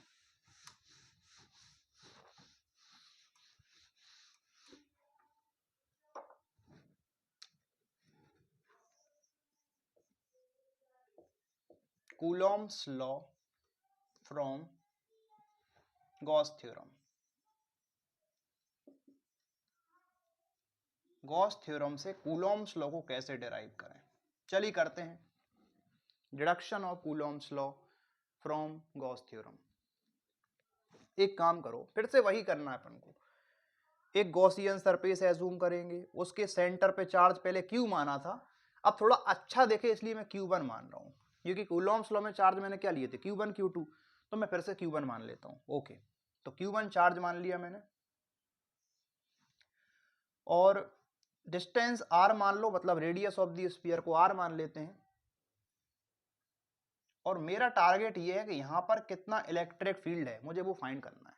क्या फाइंड करना है? Electric field. ये चार्ज है आपका पॉजिटिव चार्ज। यहां पर इलेक्ट्रिक फील्ड का फॉर्मूला नहीं लगा सकता मैं के क्यू बाई आर स्क्वायर। क्यों?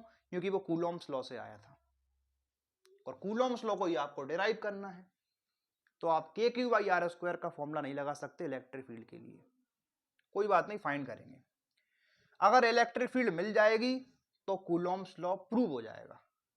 बट कैसे, देखो हमारा काम है इलेक्ट्रिक फील्ड को फाइंड करना, तो हम एक काम करते हैं, गॉस थ्योरम का यूज करते हैं। तो गॉस थ्योरम आपसे ये बोलती है कि जो इलेक्ट्रिक फ्लक्स होता है, इलेक्ट्रिक फ्लक्स होता है Q इनसाइड, अंदर चार्ज कितना है Q1, तो Q1 रख लो और डिवाइडेड बाय एप्सिलॉन नॉट। बताओ यही है गॉस थ्योरम। हमने गॉस थ्योरम को लगा दिया कि इलेक्ट्रिक फील्ड फ्लक्स जो मिलेगा वो Q inside upon epsilon not के इक्वल होगा। अब लेकिन इलेक्ट्रिक फ्लक्स फाइंड करने का फॉर्मूला भी तो है, यहां पर आप इलेक्ट्रिक फ्लक्स फाइंड कर सकते हैं।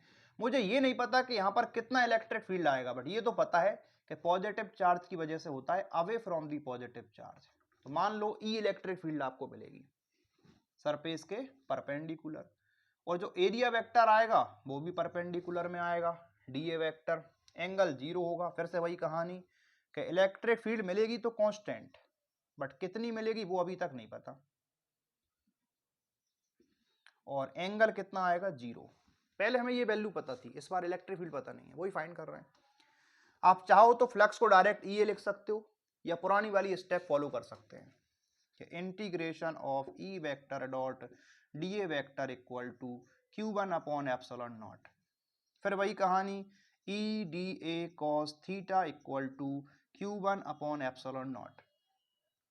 इलेक्ट्रिक फील्ड कांस्टेंट है, बाहर आ गया, ये हो गया आपका डी ए और यहाँ हो गया कॉस 0, इसको चलने दो, Q1 upon epsilon not, cos 0 1 हो जाएगा, 1 का इंटीग्रेशन ए के रेस्पेक्ट में ए आ जाएगा, तो E A equal to Q1 upon epsilon naught.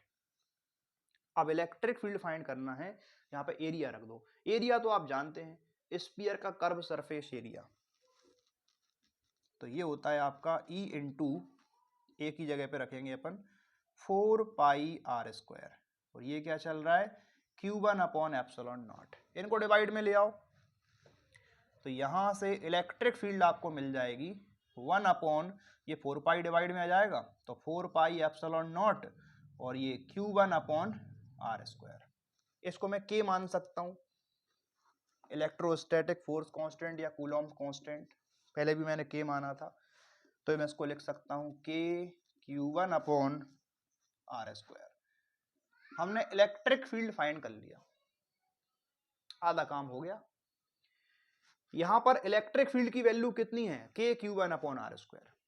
अब एक काम करो, यहां पे एक चार्ज और रख दो Q2, कहां पे रखा है, इसी पॉइंट पर। जिस पॉइंट पर आपने इलेक्ट्रिक फील्ड फाइंड किया था उसी पॉइंट पर एक चार्ज रख दिया मैंने Q2। कोई चार्ज इलेक्ट्रिक फील्ड में अगर है तो उस पर कितना फोर्स लगता है, Q इंटू ई के इक्वल फोर्स लगता है, सबको पता है। जब इलेक्ट्रिक फील्ड के अंदर Q2 चार्ज रखेंगे तो उस पर फोर्स कितना लगेगा, Q2 इंटू ई के इक्वल फोर्स लगेगा, जो कि फोर्स होता है Q इंटू ई। Q2 तो ठीक है, बट E हमने फाइंड किया था, तो E की वैल्यू कितनी आई थी, K Q1 upon r square. तो यहां से अगर मैं K को इधर रख लूं, ये हो जाएगा मेरा Q1 Q2 upon r square. तो ये क्या मिल गया, फोर्स। क्या यही कूलॉम्स लॉ है? कूलॉम्स लॉ क्या देता है, फोर्स। मैंने गॉस थ्योरम की हेल्प से पहले इलेक्ट्रिक फील्ड को फाइंड कर लिया, फिर फोर्स होता है Q इंटू ई के इक्वल, बट यहाँ पे चार्ज हमने Q2 माना है, तो Q2 इंटू ई आपको फोर्स मिलेगा, ई की वैल्यू रखेंगे तो फोर्स हो जाएगा K Q1 Q2 upon r square. तो गॉस थ्योरम से हमने क्या किया, कूलॉम्स लॉ को डिराइव कर दिया। देखें ये वाला क्वेश्चन भी हुआ कंप्लीट।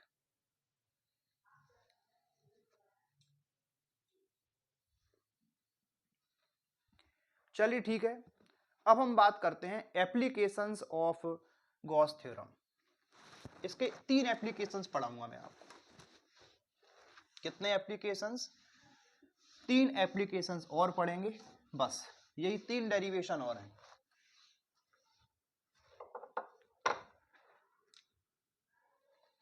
अब हम बात करते हैं एप्लीकेशंस ऑफ गॉस थ्योरम। सबसे पहले हम बात करेंगे फर्स्ट एप्लीकेशन की, कि मान लो हमारे पास कोई लीनियर चार्ज है। क्या है, लीनियर चार्ज, इनफाइनाइट लेंथ का कोई भी चार्ज है। इसकी वजह से आपको बताना है कि आर डिस्टेंस पर कितना इलेक्ट्रिक फील्ड आएगा। हमें इलेक्ट्रिक फील्ड फाइंड करना है due to infinite long charged wire, ठीक है, इसको बोलते हैं लीनियर चार्ज। अगर मान लो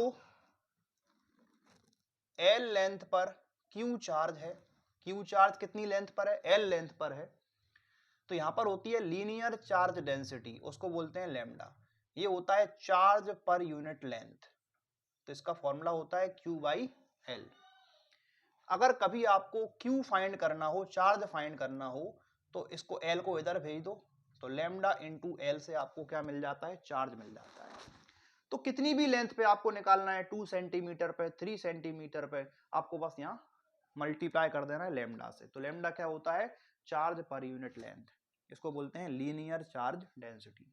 ओके, तो यहां पर मैंने मान लिया कि लैम्डा है हमारे पास लीनियर चार्ज डेंसिटी। अब यहां पर बनाएंगे गॉसियन सरफेस। तो लीनियर चार्ज अगर है तो गॉसियन सरफेस बनता है सिलेंडर। क्या बनेगा यहाँ पर, सिलेंड्रिकल गॉसियन सरफेस बनेगी। पॉइंट चार्ज अगर होता है तो फिर स्फेरिकल बनती है, बट अभी बनेगा सिलेंडर। तो ये मैंने मान लिया गॉसियन सरफेस। गॉसियन सरफेस वहीं से पास होना चाहिए जहां पर आपको इलेक्ट्रिक फील्ड फाइंड करनी है। मुझे फाइंड करनी थी इस पॉइंट पर, तो ये पॉइंट कहां से पास हो रहा है, देखो गॉसियन सरफेस से पास हो रहा है। ओके, यहां पर हम फाइंड कर लेते हैं, यहां लगा दो गॉस थ्योरम। गॉस थ्योरम से आपको इलेक्ट्रिक फील्ड मिल जाएगी। एक बात बताइए, पॉजिटिव चार्ज की वजह से इलेक्ट्रिक फील्ड होती है away from the positive charge. जैसे ये पॉजिटिव चार्ज है तो इधर भी आएगी इलेक्ट्रिक फील्ड, इधर आएगी, तो away from the positive charge आपको मिलेगी। इस तरफ भी दिखा देता हूं मैं डायग्राम में, तो ये इलेक्ट्रिक फील्ड की डायरेक्शन आपको मिल जाएगी away from the positive charge. इसको सरफेस 1 मान लो, इस वाले को सरफेस 2 मान लेते हैं, इसको सरफेस 3 मान लेते हैं। मैं यहां पर फाइंड करने जा रहा हूं, बताइए क्या, इलेक्ट्रिक फ्लक्स। इलेक्ट्रिक फ्लक्स को फाई मान लो, तो ये फाई किसके इक्वल होगा, φ1 प्लस φ2 प्लस φ3 के इक्वल होगा। गॉस थ्योरम है तो मतलब हम इलेक्ट्रिक फ्लक्स की बात करेंगे। टोटल इलेक्ट्रिक फ्लक्स कितना होगा गॉसियन सरफेस में, φ1 प्लस φ2 प्लस φ3, तीनों के सम के इक्वल होगा। ओके, अब गॉस थ्योरम से इलेक्ट्रिक फ्लक्स निकालना हो तो हमें क्या करना है, Q इनसाइड, अंदर कितना चार्ज है, और डिवाइडेड बाय एप्सिलॉन नॉट, तो आपको इलेक्ट्रिक फ्लक्स मिल जाएगा, वो भी कितना, टोटल इलेक्ट्रिक फ्लक्स। मुझे सरफेस 1 का फ्लक्स निकालना है, तो सरफेस 1 पर इलेक्ट्रिक फील्ड कैसी है, देखो परपेंडिकुलर, और एरिया वेक्टर भी कैसा है, परपेंडिकुलर, और पूरी सरफेस पर इलेक्ट्रिक फील्ड कांस्टेंट भी है, कैसी है, कांस्टेंट।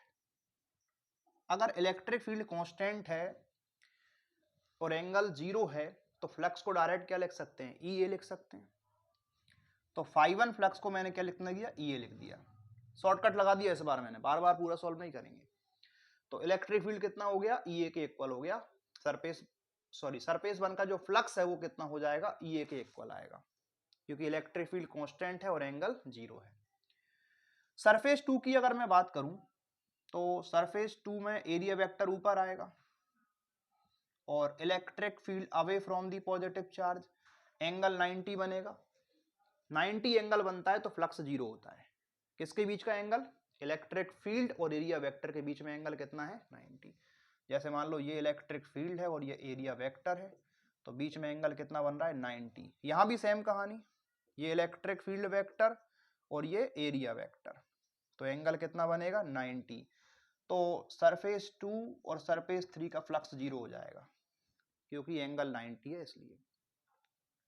ओके, तो यहां से अब हमें Q इनसाइड फाइंड करना है। इसकी लेंथ को मान लो L, जो गॉसियन सरफेस आपने माना था सिलेंडर, उसकी लेंथ को L मान लेते हैं। तो अंदर कितना चार्ज है कैसे निकालेंगे, लैम्डा इंटू L से।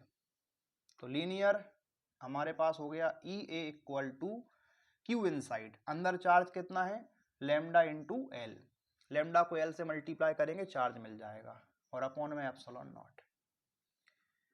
एरिया कितना है, एरिया निकालेंगे गॉसियन सरफेस 1 का, तो यहां पर एरिया कितना था बताइए भाई, सिलेंडर है, सिलेंडर की कर्व सरफेस का एरिया चाहिए, तो फॉर्मूला क्या होता है, 2πr h। अब हाइट को L माना है तो L रख लेंगे, यहां पर हो जाएगा 2πr L, और ये क्या चल रहा है, lambda L upon epsilon not. क्या एल से एल कट जाएगा? ओके, इसको डिवाइड में भेज दो तो ये हो जाएगा लेमडा अपॉन 2 पाई आर और ये है एप्सिलॉन नॉट। थोड़ा अच्छा नहीं लग रहा, एक काम करता हूँ 2 का ऊपर मल्टीप्लाई करता हूँ, 2 का नीचे मल्टीप्लाई करता हूँ। आंसर तो आ गया पर थोड़ा अच्छा दिखाना है। तो 2 इंटू 2 हो गया 4, तो ये बन गया 1 अपॉन 4 पाई एप्सिलॉन नॉट। ठीक है, बाकी ऊपर कितना बचा? 2 लेमडा अपॉन नीचे कुछ है r. 2 into 2 4 pi epsilon naught को एक साथ रख लिया, नीचे क्या बचेगा? आर, ऊपर 2 लेमडा। इसको मैं के मानता हूं, तो ये क्या हो गया? E equal to 2k lambda by r. ये मिली आपको इलेक्ट्रिक फील्ड। ठीक है, तो लीनियर चार्ज है हमारे पास, तो उसकी वजह से जो इलेक्ट्रिक फील्ड आपको मिलेगी वो कितनी होगी? 2k lambda by are. यहां से समझ में आता है इसको देख कर के electric field inversely proportional to r. Electric field inversely proportional to r है। अगर आप यहाँ पे ग्राफ प्लॉट करना चाह रहे हैं किसके बीच में? इलेक्ट्रिक फील्ड के बीच में, देखो तो ग्राफ कुछ ऐसा बनेगा। यहाँ पे मान लो इलेक्ट्रिक फील्ड है, यहाँ पे मान लेंगे आर, इनवर्सली प्रोपोर्शनल है, ग्राफ कुछ ऐसा बनेगा। ठीक है, तो आर को बढ़ाएंगे इलेक्ट्रिक फील्ड कम होता जाएगा, इनवर्सली प्रोपोर्शनल का ग्राफ बनेगा ये। तो ये मैंने समझाया आपको फर्स्ट एप्लीकेशन। तो इलेक्ट्रिक चार्ज एंड फील्ड में गॉस थ्योरम का पहला एप्लीकेशन आपने देख लिया। अब एक और समझते हैं सेकंड एप्लीकेशन।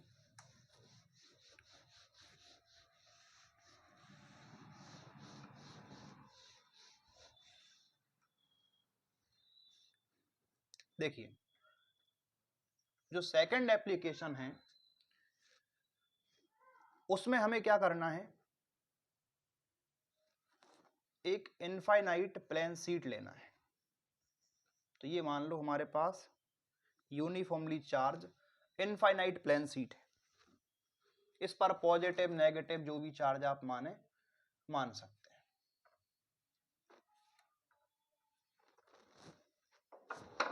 मैंने इस पर पॉजिटिव चार्ज मान लिया, यूनिफॉर्मली चार्ज्ड प्लेन शीट, और इसके आसपास में आपको बतानी है कितनी इलेक्ट्रिक फील्ड है। जैसे मान लो ये कोई प्लेन शीट है, इसके पास में कोई चार्ज है, दूर नहीं जाना है, क्लोज रहना है, कितनी इलेक्ट्रिक फील्ड होगी? तो एक काम करो, मान लो कि वो चार्ज यहां पर है, थोड़ा क्लोज है, एक गॉसियन सरफेस बनाएंगे और फिर से मैं क्या बनाऊंगा? सिलेंडर। आप ऐसा एज्यूम करो कि ये सीट है और एक पाइप को हमने इसके अंदर से पास कर दिया दोनों तरफ। जैसे ये सीट है और ये मान लो पाइप है, इसको दोनों तरफ पे पास करवा दिया, तो जितना इस तरफ बाहर निकलेगा उतना इस तरफ भी बाहर निकलेगा, दोनों तरफ से। तो कुछ ऐसा ही अपन डायग्राम बनाने की कोशिश करते हैं। ये पाइप का जो भी गॉसियन सरफेस आपने सिलेंडर माना था उसका क्रॉस सेक्शनल एरिया हो जाएगा, ये मान लो इस तरफ का, और ये इतना इस तरफ भी बाहर निकलेगा, तो इस तरफ का एरिया अपन ये मान लेते हैं। एरिया को हमने ए माना है, तो तीनों जगह सेम एरिया आएगा, यहां पर भी ए आएगा, यहां पर भी ए आएगा। ओके, तो ये क्या हो गया बच्चे? एरिया। अब जो पॉइंट आपने लिया था वो यहीं पर है, इस क्रॉस सेक्शन पर है, जहां पर आपको इलेक्ट्रिक फील्ड कैलकुलेट करना है। ये पॉइंट कितनी डिस्टेंस पर है? तो मान लीजिए x डिस्टेंस पर है, तो इस तरफ से भी कितना डिस्टेंस होगा? x होगा, दोनों तरफ से बराबर माना है। इसको सरफेस 1 मान लेता हूं, इसको सरफेस 2 मान लेता हूं, और ये जो सरफेस मिलेगी आपको, ये कर्व वाली सिलेंडर का कर्व सरफेस, इसको मैं 3 मान लेता हूं। हो गई 3 सरफेस। तो पहले की तरह जो नेट इलेक्ट्रिक फ्लक्स मिलेगा वो कितना होगा?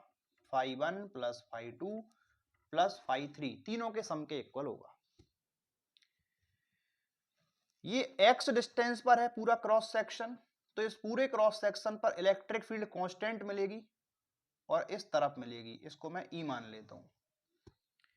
क्योंकि ये वाला भी सेम डिस्टेंस पर है पूरा क्रॉस सेक्शन, तो यहां पर भी इलेक्ट्रिक फील्ड कांस्टेंट आएगी इस पूरे क्रॉस सेक्शन के ऊपर, और यहां पर इलेक्ट्रिक फील्ड को मैंने फिर से क्या मान लिया? E। दोनों तरफ सेम आएगी क्योंकि डिस्टेंस सेम है। यहां x डिस्टेंस पर है दोनों क्रॉस सेक्शन, दोनों पर इलेक्ट्रिक फील्ड आपको सेम मिलेगी ई। ओके, इलेक्ट्रिक फील्ड को ई मान लिया, एरिया को ए मान लिया। एरिया वेक्टर कैसा होगा, इसके परपेंडिकुलर में एंगल 0 बनेगा। यहां पर भी देखेंगे तो एरिया वेक्टर परपेंडिकुलर में, तो एंगल कितना होगा 0। गॉस थ्योरम से, अच्छा एक बात और समझो, अगर Q चार्ज है, एरिया A है, तो चार्ज पर यूनिट एरिया को हम बोलते हैं सिग्मा। इसको बोलते हैं सरफेस चार्ज डेंसिटी। क्या बोलते हैं, सरफेस चार्ज डेंसिटी। तो Q चार्ज अगर एरिया A पर है तो Q upon A charge per unit area, ये होता है सरफेस चार्ज डेंसिटी। अगर आपको चार्ज फाइंड करना है तो सिग्मा को A से मल्टीप्लाई कर देंगे, तो सिग्मा इंटू A क्या होता है, चार्ज। जितने भी एरिया पे आपको चार्ज निकालना है, सिग्मा को A से मल्टीप्लाई करो। तो मुझे यहां पे लगाना है Q inside upon epsilon not. ये क्या हो गई, गॉस थ्योरम से इलेक्ट्रिक फ्लक्स आ गया। अब फ्लक्स 1 चाहिए तो स्पेशल केस से E इंटू ए लिखा जा सकता है। डायरेक्ट फॉर्मूला लगा दो, इलेक्ट्रिक फ्लक्स सरफेस 1 पे कितना होगा, ई ए। सरफेस 2 पर भी कितना होगा बच्चे, ई ए। इलेक्ट्रिक फ्लक्स कितना हो गया, ई ए। सरफेस 1, सरफेस 2, सरफेस 3 पर 0 होगा। क्यों, क्योंकि यहां का इलेक्ट्रिक फील्ड तो away from the positive charge इस डायरेक्शन में है, लेकिन इलेक्ट्रिक फील्ड जो एरिया होगा वो इसके परपेंडिकुलर में होगा, एरिया वेक्टर। तो यहां पर फ्लक्स आपको 0 मिलेगा सरफेस 3 पर। अंदर चार्ज कैसे निकालें, बताया था मैंने, सिग्मा इंटू ए करना है। एरिया तो हमने ए माना था, तो सिग्मा इंटू ए अपॉन एप्सिलॉन नॉट, और ई ए प्लस ई ए कितना हो गया, 2EA। अब आपको फाइंड क्या करना है, तो ए से ए कैंसिल कर दूं क्या, चलिए ए से ए कैंसिल हो गया, और 2 को डिवाइड में भेज दो, तो इलेक्ट्रिक फील्ड हो गया sigma upon 2 times of epsilon not. Important formula है, इसको हम नेक्स्ट चैप्टर कैपेसिटर में भी यूज करेंगे, कैपेसिटेंस फाइंड करते टाइम। तो आप ध्यान रखें कि इलेक्ट्रिक फील्ड होता है sigma upon 2 times of epsilon naught. कोई इनफाइनाइट अगर प्लेन शीट है, uniformly charge infinite plane sheet, तो उसकी वजह से जो इलेक्ट्रिक फील्ड आती है वो होती है सिग्मा अपॉन 2 एप्सिलॉन नॉट। कहां से आया, समझ में आया। देखें इसका थर्ड एप्लीकेशन और समझते हैं, तो उसी के साथ इस चैप्टर के ऑलमोस्ट सभी डेरिवेशन कंप्लीट हो जाएंगे। एक बात ध्यान रखना, ये डिस्टेंस पे डिपेंड नहीं कर रहा, एक्स पे डिपेंड नहीं कर रहा, क्योंकि ऑलरेडी क्लोज ले रखा है, दूर नहीं जाना है। इनफाइनाइट प्लेन शीट होने का मतलब है आप शीट के बहुत क्लोज हैं। अब देखते हैं last derivation of this chapter, third application, thin shell वाला केस। आप थिन सेल का मतलब होता है बच्चे हॉलो स्फीयर। ये मान लो हमारे पास की हॉलो स्फीयर है, क्या है, एक हॉलो स्फीयर।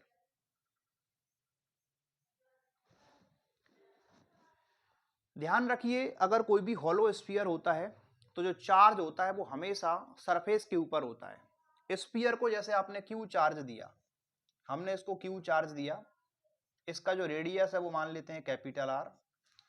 जितना भी चार्ज आप दोगे वो अंदर नहीं आएगा, पूरा पूरा चार्ज कहां पे रिसाइड करेगा, इसकी सरफेस पर।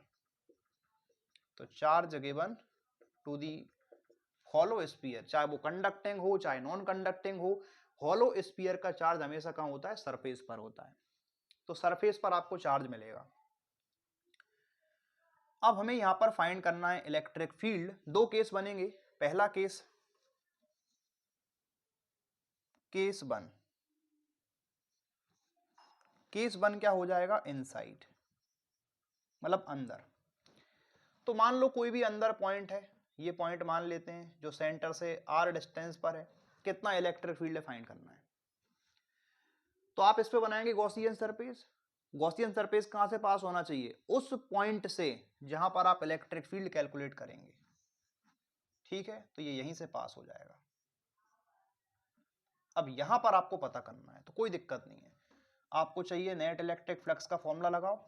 Net electric flux Gauss theorem से कितना होता है, गॉस थ्योरम से हो जाता है Q inside upon epsilon not.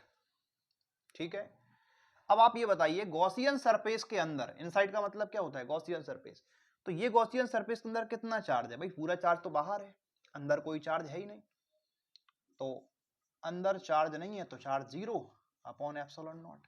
अच्छा, यहाँ इलेक्ट्रिक फ्लक्स का फॉर्मूला लगा दो, इलेक्ट्रिक फ्लक्स क्या होता है, ई ए, तो ये हो गया आपका ई ए इक्वल टू जीरो। अब एरिया जीरो हो नहीं सकता, तो ई इंटू ए जीरो होने का मतलब या तो ई जीरो या फिर ए जीरो। अब सरफेस का कुछ ना कुछ एरिया तो होगा, तो मतलब जीरो कौन होगा, इलेक्ट्रिक फील्ड। तो यहां पर आपको इलेक्ट्रिक फील्ड जीरो मिलती है इनसाइड, फर्स्ट केस। तो inside the shell, inside the hollow sphere electric field zero होता है। कैसे होता है समझ में आया, क्योंकि जो भी चार्ज है वो सरफेस पर रिसाइड करेगा, तो गॉसियन सरफेस के अंदर चार्ज जीरो हो जाएगा, तो फ्लक्स जीरो हो जाएगा, और फ्लक्स जीरो मतलब इलेक्ट्रिक फील्ड जीरो। अब समझते हैं सेकंड केस। सेकंड केस मतलब आउटसाइड, इस बार अपन बाहर मान लेंगे।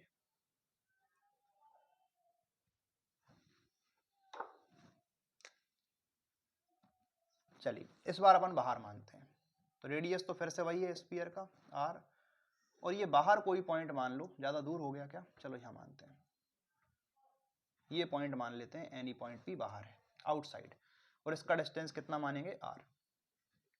तो इस केस में केस टू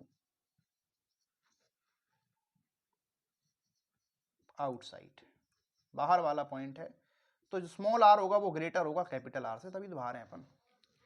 बनाओ गॉसियन सरफेस, बाहर वाले पॉइंट पर गॉसियन सरफेस बनाएंगे, फिर लगाएंगे गॉस थ्योरम कि जो इलेक्ट्रिक फ्लक्स होता है वो होता है आपका Q inside upon epsilon naught. अब फ्लक्स निकालने के लिए, अब यहां पर आप देखेंगे बाहर, फिर वही केस, इलेक्ट्रिक फील्ड कैसा होगा बच्चे, कांस्टेंट होगा, एरिया वेक्टर भी यहीं पर आएगा, स्पेशल केस से फ्लक्स को ई ए लिखा जा सकता है, और Q इनसाइड कितना होगा भाई, जितना भी चार्ज है अंदर ही तो है, हमने Q चार्ज दिया था, पूरा Q चार्ज अंदर आ गया गॉसियन सरफेस के, क्योंकि ये वाली सरफेस है गॉसियन सरफेस, तो ये पूरा चार्ज अंदर है, अंदर चार्ज कितना लिखेंगे Q और अपॉन में एप्सिलॉन नॉट। अब इलेक्ट्रिक फील्ड फाइंड करना है, और एरिया कितना होगा गॉसियन सरफेस का, तो आप लिख सकते हैं इसमें 4 पाई स्मॉल आर का स्क्वायर, कैपिटल आर मत लिखना, क्योंकि गॉसियन सरफेस का रेडियस हमने कितना माना है, स्मॉल आर माना है, तो Q अपॉन एप्सिलॉन नॉट। तो इलेक्ट्रिक फील्ड हो जाएगा, इसको डिवाइड में भेज देना, तो 1 अपॉन 4 पाई एप्सिलॉन नॉट और Q अपॉन आर स्क्वायर, इसको K मान सकते हैं, तो electric field equal to KQ by r square. मतलब ये तो हमने जो पहले पढ़ा था उसके जैसा आ गया, लेकिन हमारा फॉर्मूला पॉइंट चार्ज के लिए था, और ये कोई पॉइंट चार्ज तो है नहीं, पूरा का पूरा चार्ज तो हमने स्फीयर पे दिया हुआ है। तो यहां पर ये समझ लो कि बाहर जाने पर ऐसा अपीयर होता है कि ये पूरा का पूरा चार्ज स्फीयर पे ना होकर कहां पे रखा हुआ है, सेंटर ऑफ द स्फीयर पे रखा हुआ है। इस बात को प्रूफ करने को आएगा तो प्रूफ भी कर सकते हैं, कि आपको ये प्रूफ करने को आ गया कि आप प्रूफ करें कि सेल के बाहर जाने पर या हॉलो स्फीयर के बाहर जाने पर ऐसा लगता है कि पूरा का पूरा चार्ज कहां रखा है, स्फीयर के सेंटर पे रखा है। तो डेरिवेशन कर दो बाहर वाला, इलेक्ट्रिक फील्ड आएगा KQ बाई आर स्क्वायर, इसको देख के लग रहा है कि पूरा पॉइंट जो चार्ज है वो कहां रखा है, एक पॉइंट पे रखा हुआ है, और पॉइंट कौन सा, सेंटर ऑफ द स्फीयर। तो ठीक है, मैंने ये कंप्लीट किया chapter 1 electric charge and field, इसका ये डेरिवेशन का लेक्चर था। तो ऑलमोस्ट सभी डेरिवेशन हमने इसमें कंप्लीट कर लिए हैं, ज़्यादा समय नहीं लगा होगा आपका। ठीक है, मिलते हैं अगले लेक्चर में, और अगले लेक्चर में हम चैप्टर 2 के सभी डेरिवेशंस ट्राई करेंगे या कर ही देंगे एक लेक्चर में कंप्लीट, जिससे आप अच्छे से रिवीजन कर पाएँ कम टाइम में। Thank you.